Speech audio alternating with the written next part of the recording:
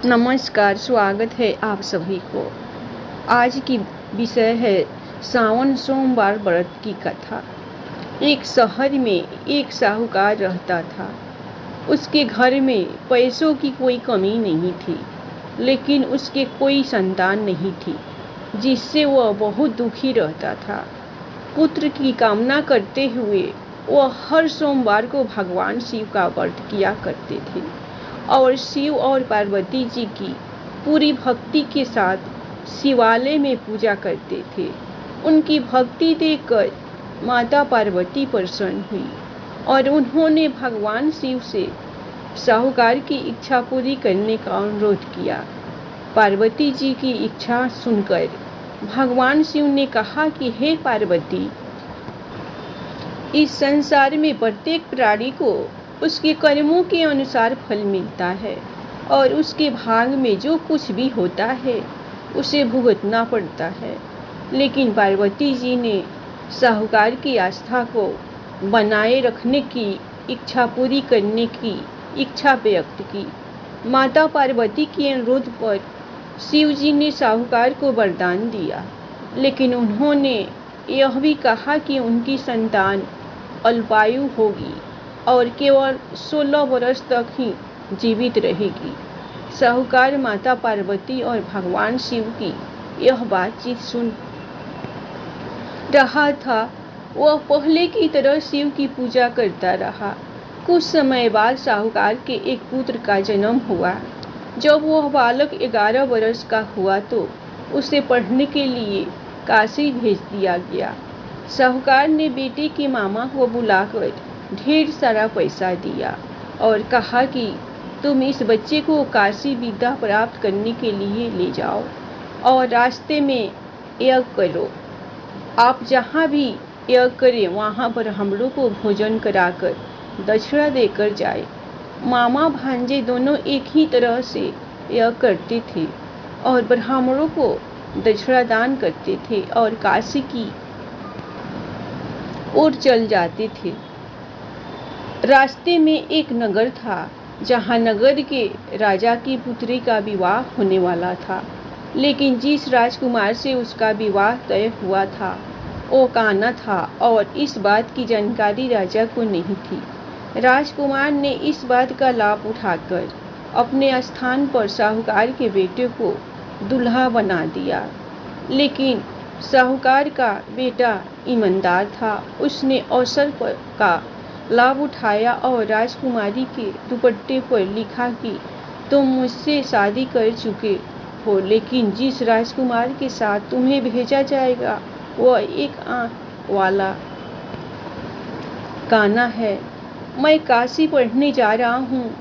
जब राजकुमारी ने चुन्नी पर लिखे शब्दों को पढ़ा तो उसने अपने माता पिता को यह बात बताई। बारात को छोड़कर राजा ने अपनी बेटी को नहीं छोड़ा। उधर साहूकार का लड़का और उसके मामा काशी पहुँचे और वहाँ जाकर यज्ञ किया। लड़के की उम्र के दिन जब वह 16 वर्ष का था यज्ञ किया गया था। लड़के ने अपने मामा से कहा कि मेरी तबीयत ठीक नहीं है।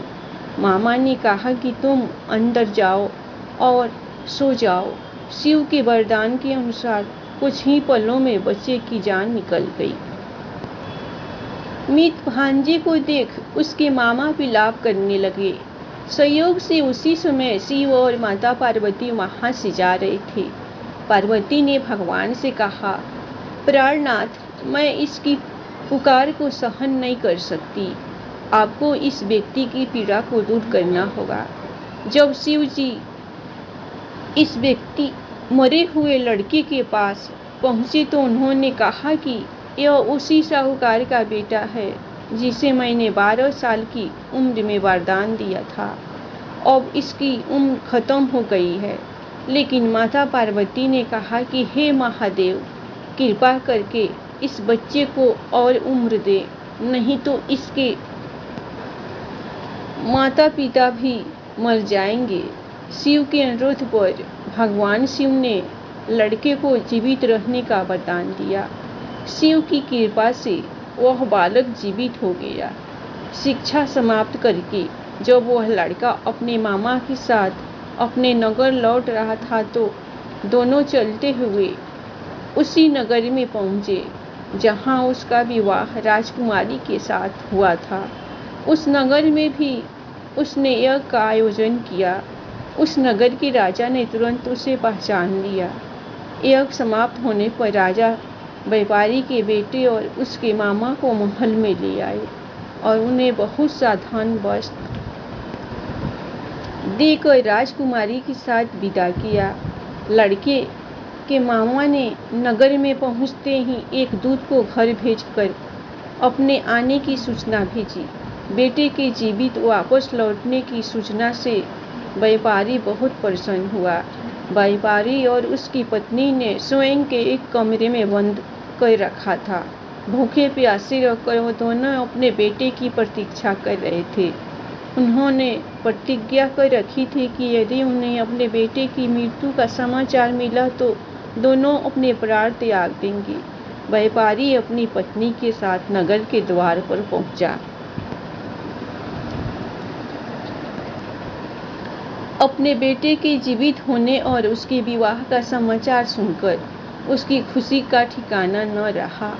उसी रात भगवान शिव ने व्यापारी के सपने में आकर कहा, हे श्रेष्ठी, मैंने तेरे सोमवार व्रत करने और व्रत कथा सुनने से प्रसन्न होकर तेरे पुत्र को लंबी आयु प्रदान की है। ऐसा सुनकर व्यापारी काफी प्रसन्न हुआ। धन्यवाद। आप लोगों को सावन सोमवार व्रत की कथा पसंद आई होगी तो आप लोग शंकर जी के नाम पर लाइक सब्सक्राइब जरूर कीजिए।